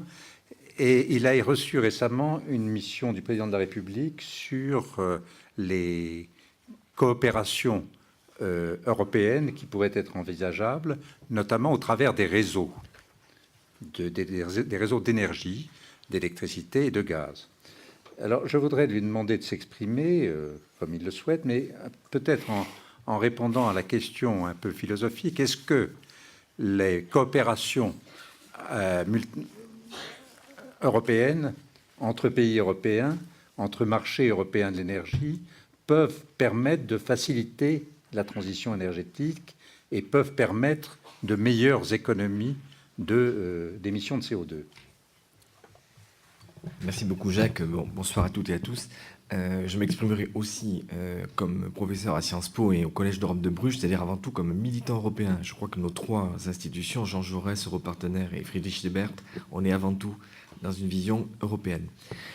Au-delà du couple franco-allemand et des débats qu'il peut y avoir souvent un peu modèle contre modèle, c'est-à-dire qu'on a connu ça. Moi, j'ai commencé à circuler au Parlement européen il y a 20-30 ans, et il y avait déjà des débats modèle contre modèle. À l'époque, c'était modèle charbon contre modèle nucléaire. Donc, les modèles ont évolué, mais on est souvent, dans le franco-allemand, dans cette difficulté à sublimer, à subsumer les choix politiques internes, et qui sont des choix engageants, qui renvoient à des choix de modèles, de convictions, pas uniquement techniques, économiques, mais aussi des choix culturels. Au-delà de ces choix franco-allemands, il y a l'Europe. Et l'Europe, ce qu'on peut dire aujourd'hui, à quelques semaines de la communication de la Commission sur l'Union de l'énergie, c'est qu'elle est paradoxale. Elle a fixé des objectifs. Pervenche Berès rappelait les 3x20. Elle a plus récemment fixé des objectifs au-delà de 2030. Et en même temps, elle a laissé finalement chaque État piloter sa propre politique énergétique. Ce qui a amené, ici ou là, à quelques embardées économiques, financières, quelques bulles créées, quelques absences de coordination. Et donc, d'entrée de jeu, je tiens à vous dire mon hésitation à titre académique, personnel, par rapport à la notion d'union de l'énergie. Faisons attention de ne pas être sur un concept, mais qui derrière, une fois qu'on l'aura annoncé et prôné, ne se réaliserait pas in concreto, parce que simplement les réalités industrielles, économiques, sociétales ce qu'en pensent les citoyens ne serait pas au rendez-vous. Donc l'écart aujourd'hui peut exister entre une projection de nature politique et celui qui, vous le dit, a milité, a écrit il y a quelques années pour une communauté européenne de l'énergie, et la réalité. Et la réalité, elle est basée sur des divergences. Et ces divergences sont de plus en plus fortes. Au mieux, si on prend une formule de Julia Kristeva, on parle de singularité peut-être partagée à travers les réseaux. Mais en tout cas, ces singularités, elles vont diablement en s'accélérant confère ce qui s'est passé après mars 2011, après Fukushima, où de part et d'autre du Rhin, on a des discours, d'une part, sur le modèle de demain qui périme le modèle français, et en France, sur ça ne va pas marcher, ça va échouer, et de toute façon, il vaut mieux qu'on reste sur le modèle actuel. Je crois que le président de la République, dans la campagne qu'il a menée, qu'il a amenée à l'Élysée, a été très clair. Le modèle français va évoluer. Il va évoluer vers une part des renouvelables qui va aller en augmentant. C'est la loi qui est en débat actuellement en deuxième lecture au niveau du Sénat. Mais le modèle français va rester, pour partie, assis sur une énergie qui est compétitive. La meilleure preuve que l'énergie française, basée sur le nucléaire, est compétitive, c'est que les flux entre la France et l'Allemagne sont extrêmement exportateurs en juillet-août. C'est-à-dire que l'Allemagne a des besoins d'énergie nucléaire qui vient de France. Et de la même manière que les plus anti-renouvelables français doivent savoir que nous bénéficions de l'investissement en renouvelables fait en Allemagne à travers des flux à d'autres moments, à d'autres périodes, lorsque les prix de marché sont différents. Donc les deux systèmes sont équilibrés, il y a des solidarités physiques. Et au-delà de nos propres positionnements, de nos propres convictions, regardons la réalité. La réalité, c'est qu'il y a saturation des interconnexions entre la France et l'Allemagne en 2014 sur 50% du temps. Ça veut dire qu'aujourd'hui, on a des systèmes qui s'échangent et qui supposent, bien sûr, plus de réseaux demain, parce que comme ça a été dit tout à l'heure, plus de renouvelables, ça va être sans doute plus de nécessité de transporter, d'échanger, de créer de la solidarité entre les territoires. Donc ça, c'est un peu un appel pour surtout ne pas rentrer dans une opposition un petit peu artificielle et frontale. Andreas l'évoquait en ouverture, parce que notre objectif commun français et allemand, c'est la décarbonation du mix énergétique européen, c'est la diminution de la dépendance au pétrole, au charbon et dans une moindre mesure au gaz importé. Tout ça, ça pèse 1 milliard d'euros pour les Européens d'achat d'énergie fossile dans des contrées qui ne sont pas des contrées européennes. Et ça, c'est la priorité des priorités, qui passe bien entendu par le développement des renouvelables, mais qui passe aussi, on ne pourra pas à la fois faire un trait et une croix sur un certain nombre d'énergies qui aujourd'hui fonctionnent et sont compétitives et qui, après tout, relèvent de la même manière que les choix faits ailleurs sont des choix souverains, des choix nationaux pratiqués par certains pays.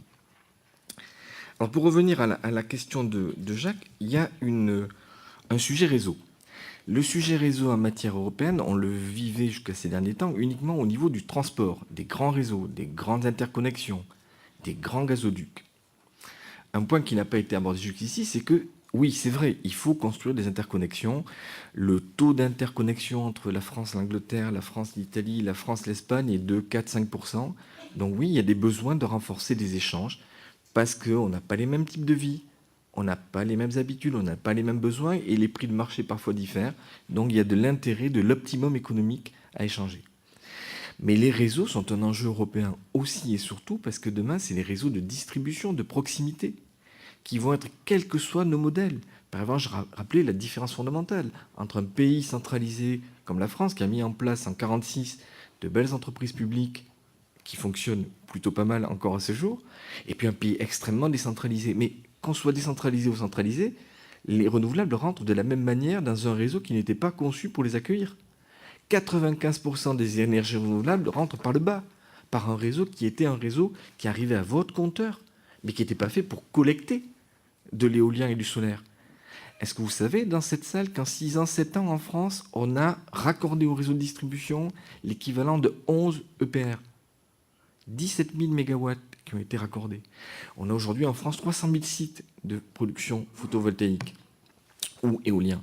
Et donc, on est dans un développement massif du renouvelable en France qui suppose des enjeux extrêmement identiques à ceux que nos amis allemands rencontrent. Pourquoi ? Parce que c'est des problèmes physiques, techniques, tenue de l'attention, c'est des problèmes d'équilibrage entre les régions, c'est des problèmes de pilotage, et puis c'est aussi des problèmes d'acceptation par nos concitoyens.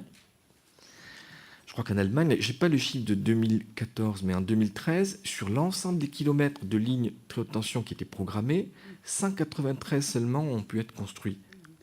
Pour des raisons qui sont des raisons de respect du droit, des procédures, mais aussi de blocages sociétaux que nous avons en France. On a mis 20 ans pour construire une ligne entre la France et l'Espagne. Donc ces sujets-là de réseau, non pas uniquement sur les grandes infrastructures d'échange, mais aussi sur la proximité, la distribution, c'est de très beaux sujets de travail en commun. C'est des sujets qui supposent un pilotage, enfin en tout cas un travail en commun franco-allemand, mais aussi un pilotage européen. Et simplement, on pourrait articuler un certain nombre de propositions autour de ça, mais on a au moins une dizaine de chantiers à envisager en commun. Premier chantier, le renforcement de la coordination en matière de sécurité d'approvisionnement. Aujourd'hui, il y a 2 pays européens, la France et la Belgique, qui nous disent « Attention, j'ai des inquiétudes pour le passage des pointes à tel moment, l'hiver 2015-2016 par exemple. » Qu'est-ce qu'on fait? Est-ce qu'on s'attaque à ce sujet nationalement ou est-ce qu'on se dit, on se met autour d'une table, 5-6 pays, pour voir comment on fait système au plan énergétique ensemble? La réponse, bien entendu, c'est travaillons en commun, mettons nos données encore plus et évitons surtout ce qui s'est passé peut-être ces derniers mois, où il y a des annonces ou des décisions unilatérales prises dans un pays qui impactent les pays voisins. Aujourd'hui, en électricité, ce qu'on appelle les flux de bouclage, c'est des phénomènes qui peuvent à un moment donné affecter des pays voisins. Et si on ne les partage pas, ces données techniques ou ces choix fondamentaux un peu en amont, le désordre peut s'installer dans le paysage de la Centre-Europe. Ce n'est pas notre intérêt, ni à nous Français, ni à nos amis allemands. Deuxième idée, on a des opérateurs de réseau. Pervenche Berez rappelait l'incident de novembre 2006 et la création derrière d'un centre de pilotage du grand réseau européen. Il existe à Bruxelles, il s'appelle Coréseau, et cet instrument-là, et avec un travail mené en commun avec l'Allemagne, donne lieu à de l'anticipation, de la préparation, de la prévision sur comment vont fonctionner les systèmes électriques. Ça va dans le bon sens. Les réseaux de distribution, il y a eu des projets de coopération transfrontalière France-Allemagne. Il faut peut-être les réactiver. On a un certain nombre d'opérateurs entre les Stadtwerke qu'il y a à la frontière et des opérateurs français. C'est un sujet pour l'instant qui n'a pas été encouragé au niveau politique. Et je crois savoir que la Commission européenne en fait un des axes forts de ces prochaines réflexions pour amener les pays à regarder les sujets en commun, comment ça fonctionne, au-delà des représentations politiques qu'on peut avoir. On a un sujet qu'on rencontre aussi, j'évoquais tout à l'heure les questions d'acceptation. Aujourd'hui, est-ce qu'il n'y a pas la place pour avoir un dialogue renforcé en Europe autour de ces notions de fonctionnement des territoires? La France n'est pas un pays dont les collectivités se détournent de la question énergétique. Aujourd'hui, nous avons beaucoup de communes, de collectivités, de départements, de régions qui s'engagent dans la transition énergétique. La preuve, c'est que le projet de loi porte, et Mme Royal l'a rappelé il y a quelques jours, va créer 212 territoires de la transition énergétique qui vont eux-mêmes être des acteurs du débat européen que j'évoquais.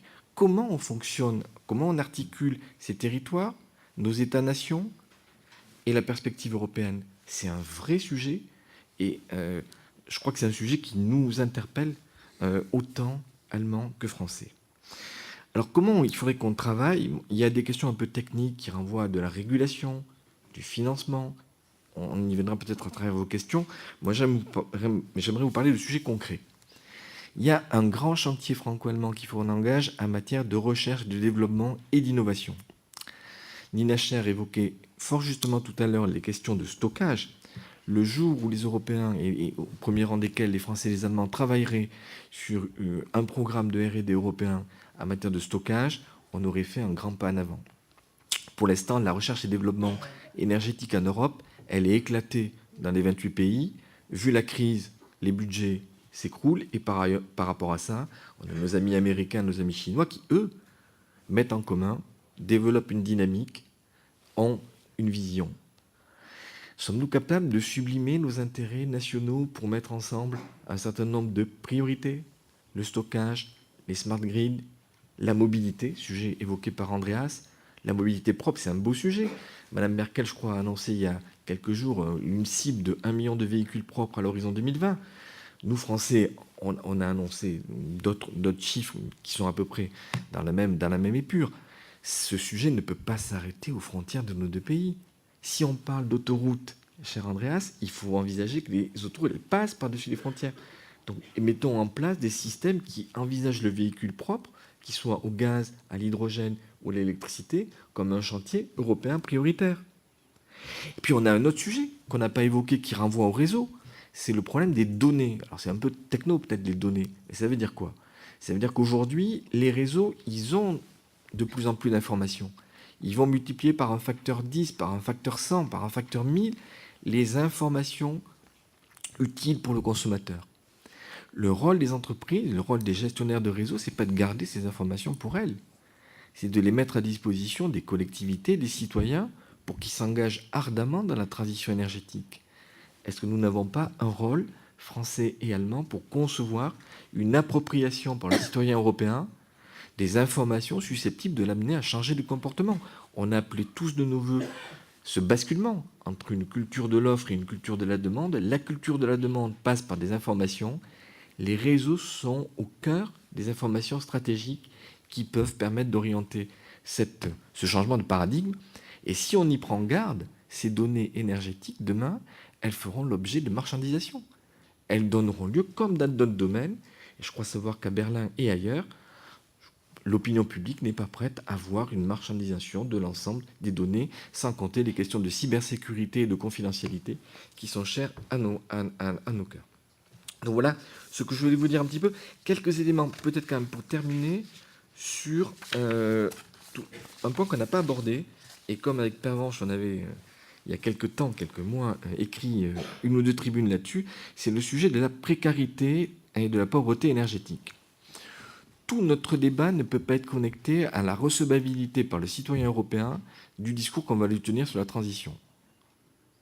On a un problème que j'appellerais de répartition juste, économique de la transition, qui se pose dans tous les États membres. Le surcoût de la transition a tendance à exploser en Allemagne, en France aussi. L'augmentation des prix de détail en Allemagne depuis 2008, si mes chiffres sont bons, ils renvoient une étude de l'IFRI de 2014, est de 22%. En Allemagne, en France, on est quasiment similaire, on est à 21%.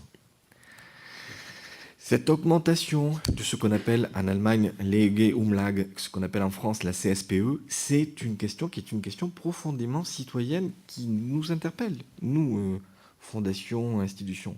Comment on affecte? Quelles sont plutôt aussi les exceptions qu'on accepte? Et pourquoi? Pourquoi telle catégorie est exemptée? Pourquoi pas telle autre? Comment on répartit la charge? C'est un vrai sujet, un vrai beau sujet économique pour lequel ce qu'on peut simplement souhaiter, c'est de la transparence, du partage, de l'information croisée, et y compris entre pays, pour non pas par opposition des uns contre les autres, ce qui serait absurde, mais pour essayer de voir ce qu'on met derrière tel ou tel indicateur. Et là aussi, c'est un vrai chantier franco-allemand, d'essayer de voir pourquoi, à quel moment on est sur tel sujet, non pas pour dire mon modèle est meilleur que le tien, mais pour voir simplement comment le citoyen européen, qu'il soit français ou allemand, pourra adhérer au concept de transition, ou dire à un moment donné ce qui serait un contre-signal, l'environnement, c'est autre chose. Hein. On n'en veut pas, aujourd'hui c'est la crise, et la transition, on la fera une fois que la crise sera réglée. Si c'est ça le message, je pense que Français et Allemands, nous échouerons. Merci.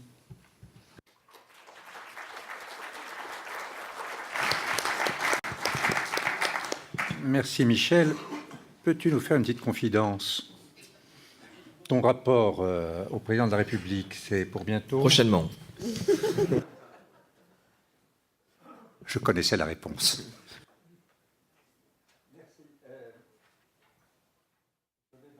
Je vais donc donner la parole à Dimitri Plessia, qui est associé senior au sein du think tank Agora Energy 22, spécialisé sur les questions de transition énergétique. Et auparavant, il a travaillé pour la Direction générale du Trésor française au sein du service économique de l'ambassade de France à Berlin. Vous avez la parole. Je vous remercie.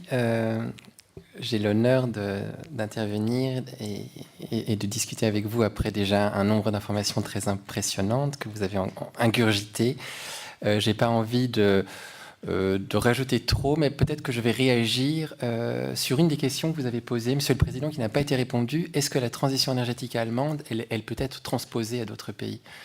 Ça me semble une question intéressante. Et j'y répondrai par oui. Avec la question déjà de savoir qu'est-ce qu'on entend par transition énergétique. Et pour moi, dans cette transition énergétique, et quand je réponds par oui, je pense à la mise en place d'un système basé sur les énergies renouvelables. Et je pense particulièrement, en fait, pas tellement dans les frontières de l'Europe, où l'Allemagne a un rôle moteur, la France a aussi engagé une certaine transition, mais là, je penserais au-delà des frontières européennes, au niveau mondial. Et je pense qu'il y a un véritable potentiel basé, en fait, sur une révolution technologique, principalement sur deux technologies qui ont été en fait développées, beaucoup portées par l'effort allemand, qui sont le photovoltaïque et l'éolien. Et je pense que ces technologies sont promises à un avenir très très fort dans les pays émergents, notamment dans les pays où la croissance de la demande va être importante. Quand on pense à transition énergétique, nous, en Europe, on a tendance à voir la transition énergétique dans des systèmes très contraints, des systèmes dont la demande ne croît pas beaucoup.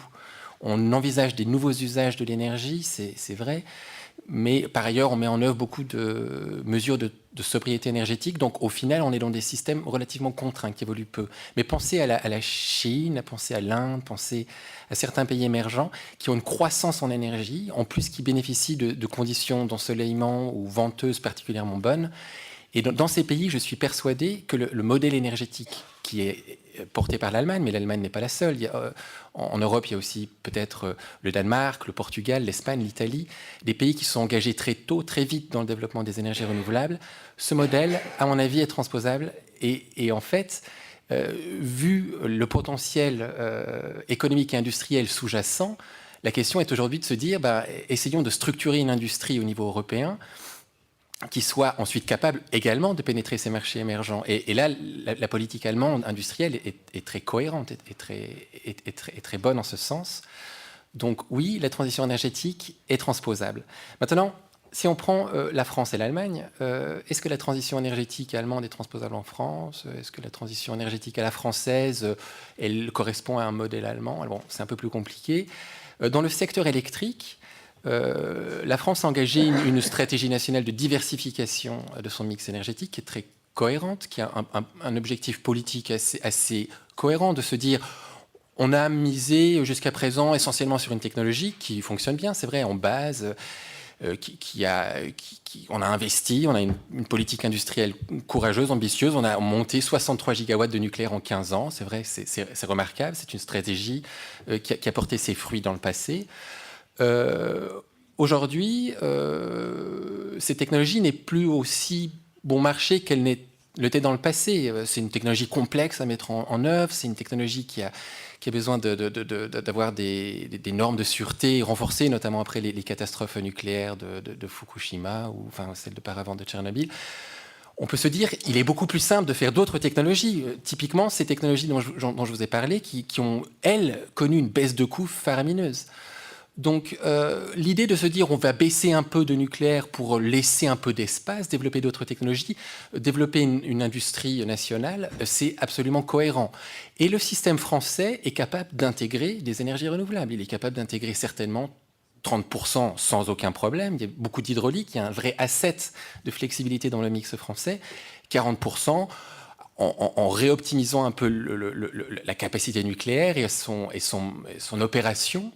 On peut sans problème intégrer ces énergies renouvelables et donc essentiellement à nouveau éoliennes et photovoltaïques. Et toujours dans cette perspective globale de voir qu'il y aura des marchés aussi à conquérir ailleurs. Donc je pense qu'il y a un enseignement allemand qui peut être utilisé en France aussi.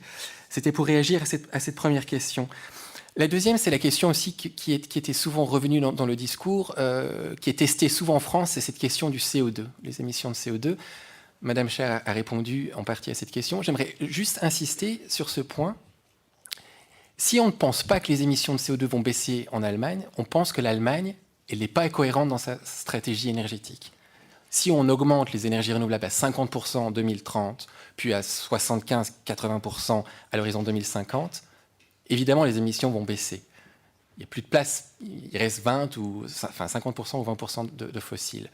Maintenant, ce qui se passe, l'année dernière, les émissions de CO2, il y a 2 ans, les émissions de CO2 ont augmenté fortement en Allemagne, notamment parce que l'Allemagne a exporté de manière très très importante de l'électricité. Et parce qu'il n'y a pas d'internalisation du coût CO2. Aujourd'hui, on en a discuté beaucoup déjà. Et du coup, le charbon allemand est extrêmement compétitif. Et il abreuve l'ensemble de la plaque européenne d'énergie bon marché, qui font d'ailleurs baisser les prix sur le marché. Et donc, les émissions augmentent. D'une certaine manière, l'export d'électricité est accompagné d'un export d'émissions de CO2. Maintenant, l'année dernière, en 2014, les émissions de CO2 en Allemagne ont baissé. C'est quelque chose qu'on ne dit pas beaucoup. Elles ont baissé pour 2 raisons. Il y a eu des efforts d'efficacité énergétique très importants. La consommation énergétique allemande a baissé en 2014 de manière vraiment assez phénoménale. Il y a un effet conjoncturel, certainement. Peut-être l'industrie a peut-être moins produit, mais il y a aussi un vrai effort de gain d'efficacité. Donc, si on produit moins, on émet moins d'émissions de CO2. Mais l'autre facteur, c'est que l'Allemagne n'a pas continué à exporter autant. Elle exporte à peu près la même chose que l'année dernière. C'est-à-dire que les interconnexions, c'était évoqué par M. Derdevec, sont parfois saturées. Et là, globalement, on atteint un peu un équilibre. L'Allemagne va exporter, elle peut exporter encore un peu davantage d'électricité au niveau d'interconnexion présent, mais pas beaucoup plus. Du coup, on est dans une trajectoire de stabilisation des émissions.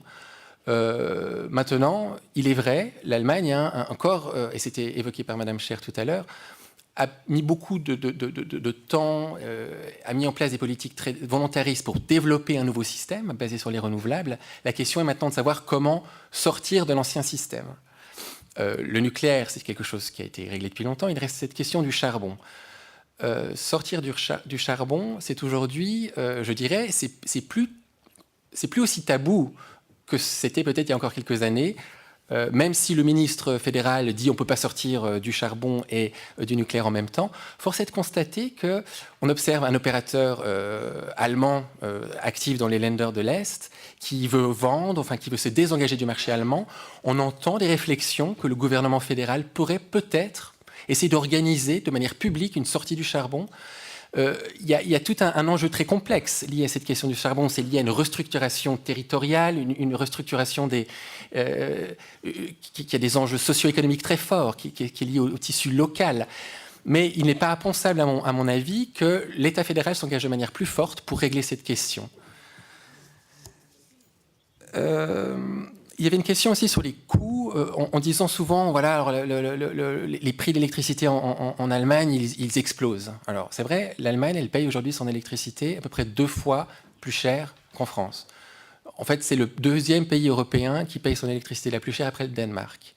À peu près 30 € le kilowattheure, 30 centimes le kilowattheure. Dans les faits, il y a une augmentation à peu près 5% les dernières années du prix de l'électricité en Allemagne. Or, à partir depuis l'année dernière, et certainement dans les années à venir, la hausse devrait être beaucoup plus modérée. On est dans une trajectoire en fait de quasiment de stabilisation, peut-être entre plus 0, plus 1% par an.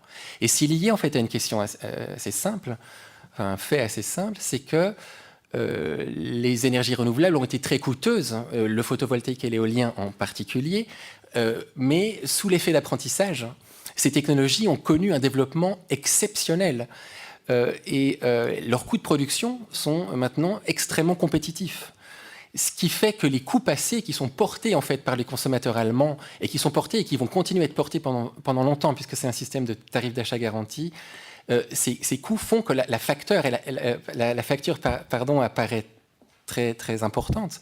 Mais dans les faits, les nouvelles installations qui sont aujourd'hui connectées au réseau allemand ont des coûts de production qui sont de l'ordre du grandeur d'investissement dans les centrales conventionnelles entre peut-être 50 € le mégawattheure et 90 € pour le solaire mégawattheure.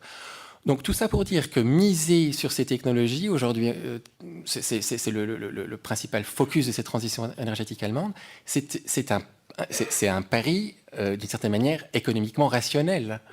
On n'est plus dans un monde où ces technologies sont hors de prix et où tous les bénéfices qu'elles apportent en termes d'indépendance énergétique, en termes de ne plus être dépendant de certains pays d'exportation, en plus de tous les bénéfices qu'ils apportent en termes d'emploi, en termes de développement.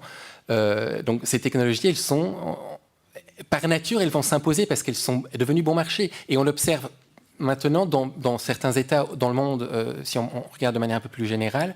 Je mentionnais avant cette vision globale. Vous pensez par exemple aux Émirats arabes unis ou à Abu Dhabi, où on est capable maintenant d'installer là-bas du solaire pour un prix de à peu près 50 € le mégawattheure.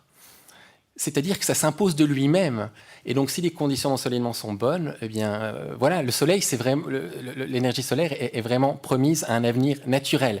Maintenant, ça pose une question, et ça a été évoqué plusieurs fois, une question de financement complexe, parce que le solaire, l'éolien également, mais comme le nucléaire, comme l'ensemble des technologies bas carbone, comme les investissements dans les réseaux, comme le stockage, ce sont tous des technologies avec ce qu'on appelle des capex, donc des coûts de capitaux très élevés et des coûts d'opération faibles. Et aujourd'hui, le marché de l'énergie, notamment en Europe, n'est pas apte à financer ce genre d'investissement. Il est très bon pour faire le dispatch, c'était évoqué par Madame Scher également, mais il n'est pas apte à donner un signal d'investissement dans ces technologies, d'où la nécessité de mettre en place des mécanismes de soutien d'une certaine manière hors marché. C'était la raison des tarifs d'achat garantis. Mais par nature, ces technologies ne seront jamais refinançables sur le marché. Ce n'est pas qu'elles détruisent le marché, c'est qu'elles produisent quand il y a du vent, le vent ne coûte rien. Elles produisent quand il y a du soleil, le soleil ne coûte rien. Donc elles vont toujours être prioritaires sur le marché. Donc il faut trouver un autre moyen de les financer. On ne peut pas les financer sur ce marché-là. Ce marché-là doit rester très fort comme un outil d'optimisation des décisions des différents acteurs. Quand on est dans un modèle où il y a des milliers d'acteurs, comme c'est le cas en Allemagne, des centaines de milliers à venir dans le futur, on a besoin d'un marché très réactif qui décentralise les décisions. Et donc le signal prix est essentiel pour le dispatch en temps réel. Mais par contre, pour l'investissement, il semblerait qu'on ait besoin de trouver un autre moyen. Et là, des réflexions franco-allemandes, en particulier, mais plus générales au niveau communautaire, sont essentielles. La France est confrontée au même problème. Quand elle investit dans le nucléaire au Royaume-Uni, le marché ne finance pas le nucléaire. L'Allemagne est confrontée au même problème quand elle investit dans des capacités renouvelables. Le marché ne finance pas ces capacités. En fait, aujourd'hui, le marché ne finance absolument rien. Mais il est nécessaire de lui donner cette valeur de dispatch, cette valeur pour refléter la pénurie et la volatilité. Bon, écoutez, je ne veux pas non plus trop m'étendre. Je ne sais pas, je crois qu'on est largement hors temps, mais je suis convaincu que la transition énergétique est transposable et je suis persuadé que l'axe franco-allemand, parce que la France a donné de l'air dans cette direction, peut poser les bases d'un renforcement de la coopération visant notamment à intégrer davantage d'énergie renouvelable dans les systèmes électriques en Europe. Merci.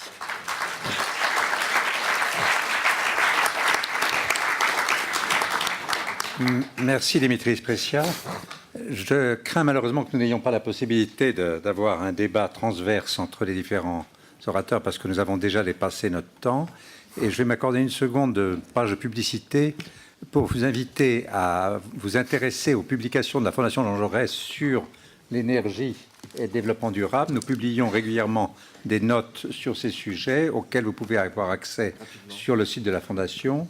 Et nous devons publier très prochainement 2 notes, l'une sur les concessions hydrauliques, l'autre précisément sur le sujet que nous avons abordé aujourd'hui, qui est celui des coopérations transfrontalières dans l'énergie par les réseaux étant outils de rapprochement transfrontalier.